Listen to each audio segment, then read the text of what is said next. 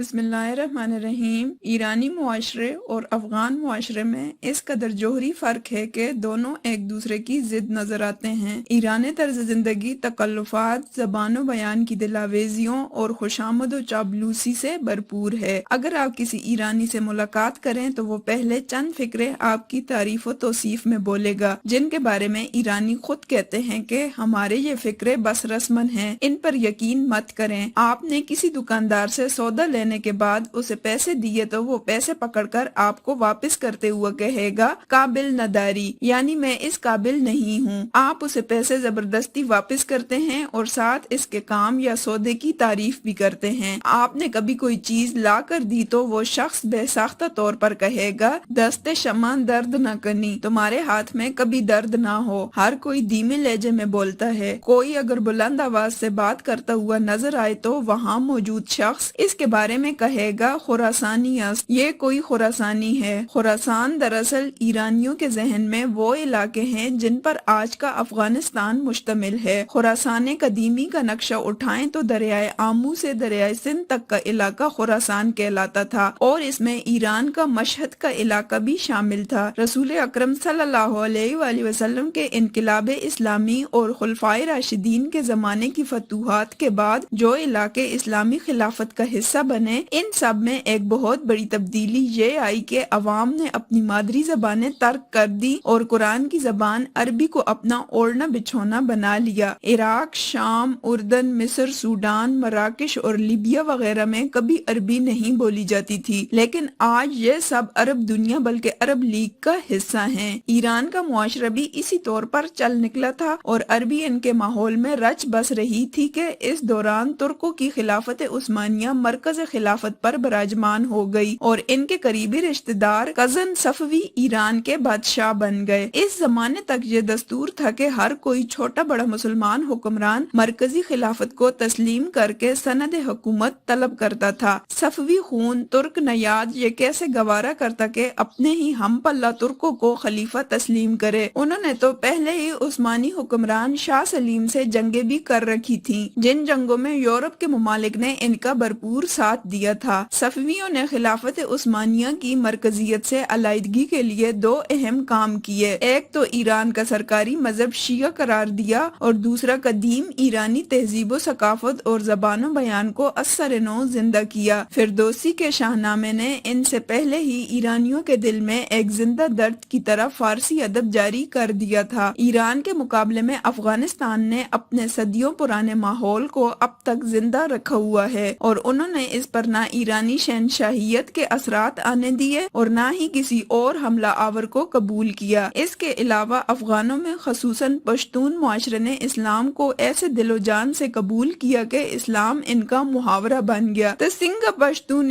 دا Monze نہ کہ تم کیسے پٹھان ہے کہ نماز نہیں پڑھتا، یعنی وہ مسلمان کا تانا نہیں دیتا بلکہ پٹھان ہونے کا تانا دیتا ہے۔ اگر کوئی نماز نہ پڑھے، روزہ نہ رکھے، سر نہ ڈانپے یا عورتوں کو پردہ نہ کروائے، یہ سب پشتون ولی کا حصہ ہیں۔ کس قدر حیران کن بات ہے کہ پشتون شادیوں کے ٹپوں کا ہیرو کوئی چھیل چھبیلا نوجوان نہیں ہے بلکہ ایک طالب ہے۔ تورا طالبہ زنا جوڑایم، اے کالے طالب میں بیمار ہوں، میری خبر تو لو۔ ایسا دنیا کے کسی بھی معاشرے میں نہیں ہوتا کہ دین کے راستے میں علم حاصل کرنے والا طالب ایک رومانی ہیرو بھی ہو۔ یہی وجہ ہے کہ اقبال نے ابلیس سے جو مشورہ دلوایا وہ بھی یہی تھا۔ افغانیوں کی غیرت دین کا ہے یہ علاج، ملا کو اس کے کوہ دمن سے نکال دو۔ یہ ملا افغانوں کی زندگی سے تو نہ نکل سکا، لیکن اس ملا نے اپنی سرزمین سے 3 سپر پاورز کو ذلیل و رسوا کر کے نکال دیا۔ قانون کی کتب کا یہ بنیادی اصول ہے کہ قانون رسم و رواج سے جنم لیتا ہے۔ افغانوں کے معاشرے پر اسلام اور شریعت کی چھاپ بہت گہری تھی، اس لیے وہاں طالبان کو شرعی قوانین کے نفاذ میں کبھی کوئی مسئلہ درپیش نہ ہوا۔ افغان معاشرہ ایک مخلوط معاشرہ بالکل نہیں تھا، وہاں رقص و سرود اور شراب و شباب بھی مردانہ محفلوں کا حصہ تھے یا پھر کابل کی 1% اشرافیہ کا شوق۔ 7 پردوں میں چھپی افغان عورت کو پردوں میں رکھنا زیادہ آسان تھا، جبکہ اسے پردوں سے باہر لانا بہت مشکل۔ مشکل۔ دنیا میں سیاسیات کا علم ریاست کی دو ذمہ داریاں بتاتا ہے: نمبر 1 امن عامہ کا قیام، نمبر 2 انصاف کی فراہمی۔ لوگ اپنا کاروبار، بچوں کو پالنا اور یتیموں کی دیکھ بھال، یہاں تک کہ شہری سہولیات بھی خود فراہم کر لیتے ہیں، لیکن اگر امن عامہ اور انصاف نہ ہو تو سب کچھ تباہ ہو جاتا ہے۔ ایران اور افغانستان دونوں اسلامی انقلابوں میں ریاست کی یہ دونوں ذمہ داریاں بحسن و خوبی ادا کی گئیں، اسی لیے دونوں معاشرے کئی سالوں تک مطمئن رہے۔ اصل سوال یہ ہے کہ طالبان پر عالمی طاقتیں 5 سال بعد ہی پوری عسکری قوت سے کیوں چڑھ دوڑیں اور ایران کا صرف سفارتی اور معاشی مقاطعہ ہی کیا گیا۔ ایرانی انقلاب نے جو قوانین مرتب کیے، ان سب میں اصلاحات سے لے کر ڈھانچے تک سب کا سب جدید مغربی تہذیب سے مستعار لیا ہوا تھا۔ آئین، پارلیمنٹ، صدر، اسپیکر، انتخابات اور وزارتیں وغیرہ، یونیورسٹیوں، ہسپتالوں، دکانوں اور بازاروں میں مخلوط زندگی کو برقرار رکھا گیا۔ البتہ جمہوری ڈھانچہ کے اوپر رہبری کونسل کے ذریعے علماء کی ایک سرپرستی قائم کی گئی اور مخلوط معاشرے کو خواتین کے حجاب سے ڈھانپ دیا گیا۔ موسیقی اور شاعری ایرانی معاشرے کی جان ہے۔ ان دونوں میں عورت اور مرد کو علیحدہ کر دیا گیا اور موسیقی اور شاعری کے موضوعات کو بھی پاکیزہ بنایا گیا۔ ایران کے خلاف عسکری قوت کے استعمال سے گریز کی بہت وجوہات ہیں۔ ان میں عالمی مجبوریاں جیسے عراق اور افغانستان میں ایران کی ضرورت اور دنیا بھر میں پھیلی 12 کے قریب ایرانی پراکسیز کا خوف تھا۔ اس کے ساتھ یہ بھی تھا کہ مغرب کو کبھی بھی ایرانی اصلاحات اور ڈھانچے کے اعتبار سے ایرانی معاشرہ بدلا ہوا نظر نہیں آتا تھا، بس اسے حجاب سے ڈھانپ دیا گیا تھا اور شریعت کا غلاف اڑا دیا گیا۔ ایسے معاشروں میں جب بھی کوئی ڈکٹیٹر آتا ہے تو شاہ ایران کی طرح سب کچھ بدل کر رکھ دیتا ہے، لیکن افغانستان جیسے معاشرے میں تو سب کچھ الف سے لے کر یہ تک بدلنا پڑتا ہے۔ افغان عورتوں کو 7 پردوں سے نکالو، مردوں کو مخلوط طرز زندگی کا عادی کرو، رقص و سرود اور شراب و شباب کو عام کرو۔ اس سب کے لیے امریکہ اور نیٹو افواج کو خود میدان میں اترنا پڑا۔ 3,500 ارب ڈالر اور 20 سال جونک دیے گئے اور پھر بھی ذلت آمیز شکست کا سامنا کرنا پڑا۔ افغان اسلامی انقلاب ایک ایسے معاشرے سے نکلا ہے جس کی رسوم و رواج اور اقدار و روایات رسول اکرم صلی اللہ علیہ وآلہ وسلم کے عرب معاشرے سے بہت قریب تھیں۔ انہی رسوم و رواج نے ان دونوں میں ایک بنیادی جوہری فرق پیدا کیا، لیکن دونوں انقلابات اپنی ہیت کے اعتبار سے مختلف صحیح کامیاب ضرور ہیں۔ اب پاکستان کی مذہبی سیاسی جماعتوں کے پاس کوئی عذر باقی نہیں رہ گیا۔ 2 ماڈل موجود ہیں، ان میں سے کسی ایک کا انتخاب کر کے نفاذ شریعت کی تحریک شروع کی جا سکتی ہے، لیکن اگر پھر بھی سراج الحق صاحب نے مہنگائی کے خلاف ہی تحریک شروع کرنا ہے اور مولانا فضل الرحمان نے